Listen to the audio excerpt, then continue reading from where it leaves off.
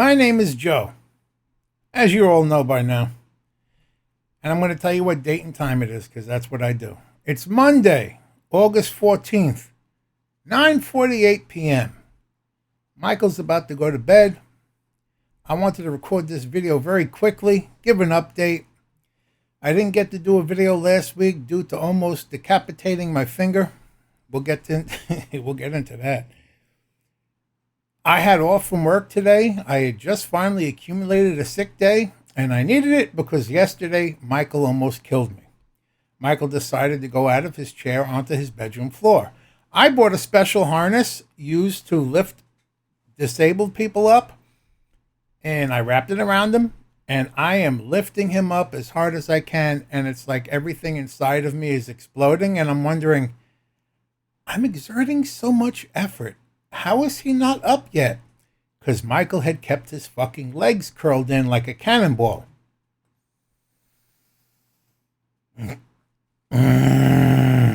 So, yeah.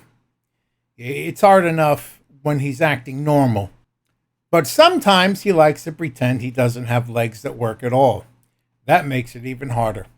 Much respect to firefighters who have to pick up dead weight humans and drag them out of a fire. If it was me, your ass is fucking cooking. Goodbye.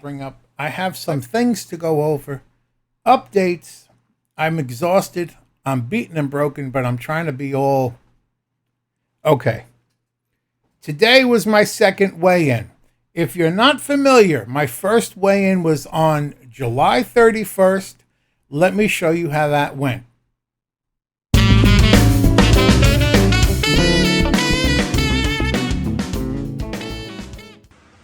This is where the journey begins. Happy Monday morning, everybody. First weigh-in. Did it 3 times. Same number. We got some accuracy.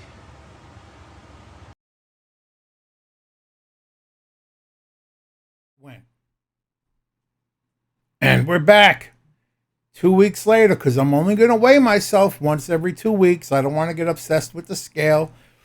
Here is today's weigh-in exactly 2 weeks later.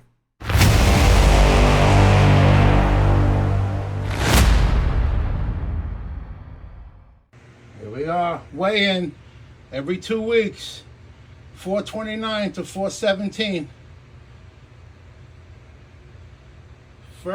Second weigh-in after the first weigh-in.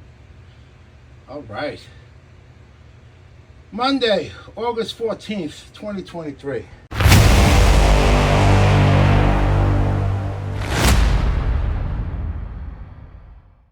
And we're back.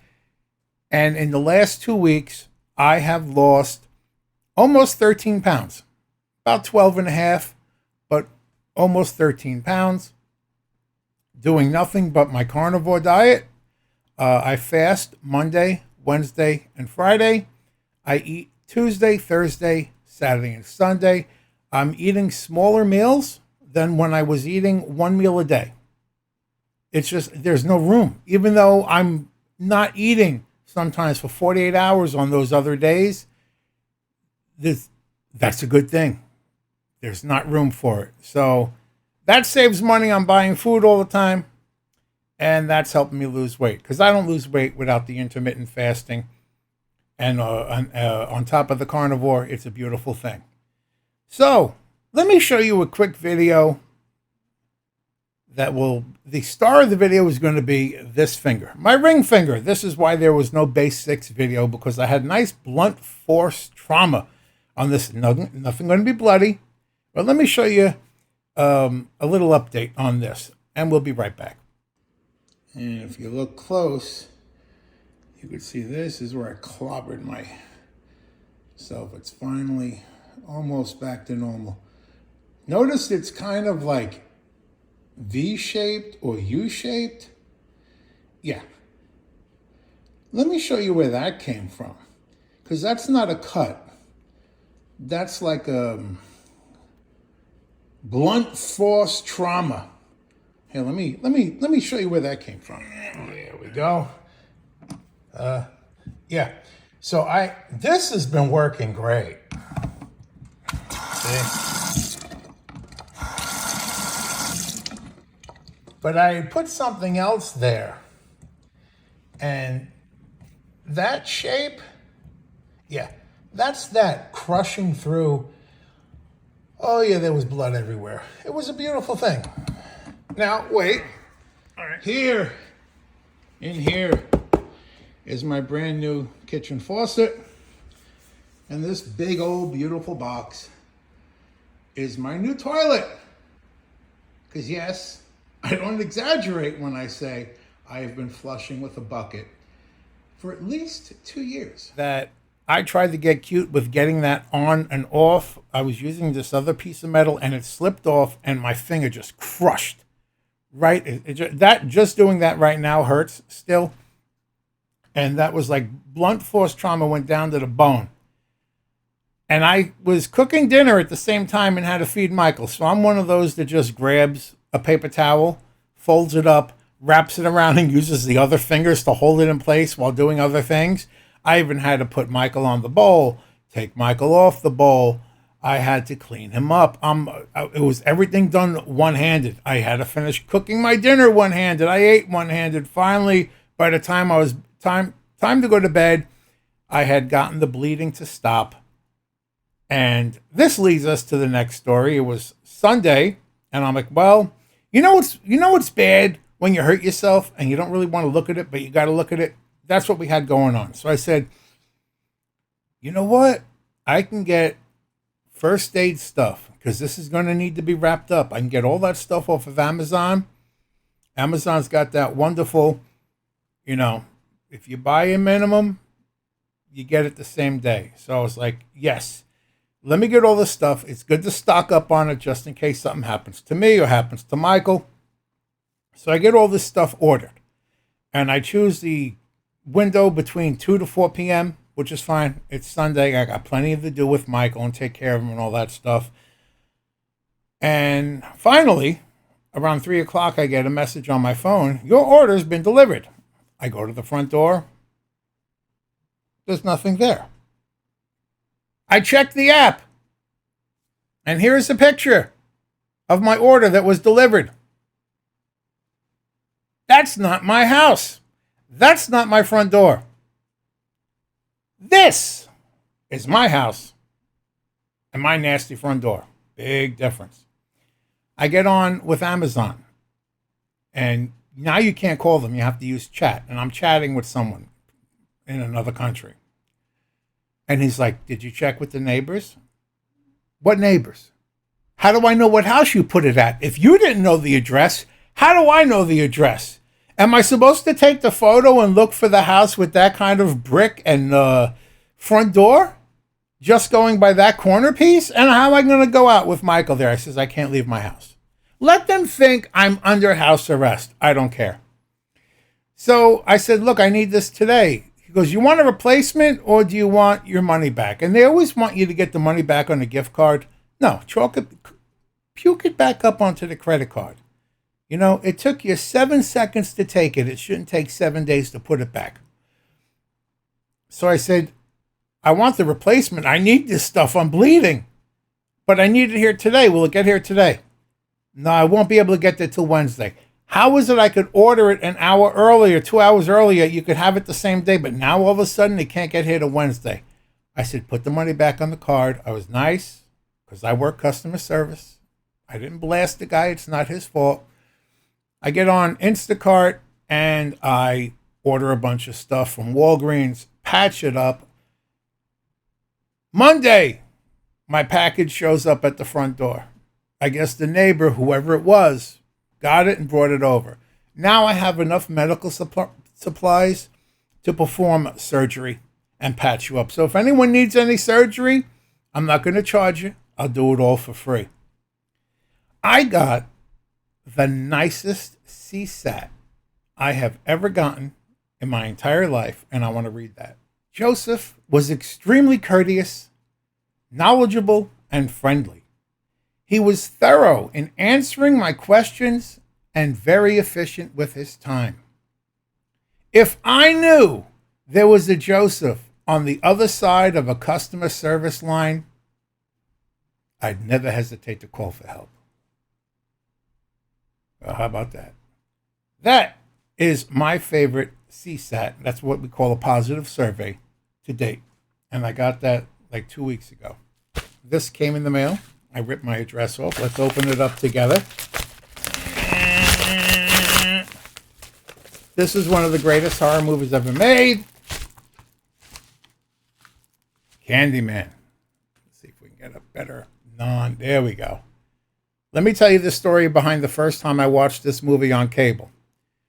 It's about late 93, early 1994.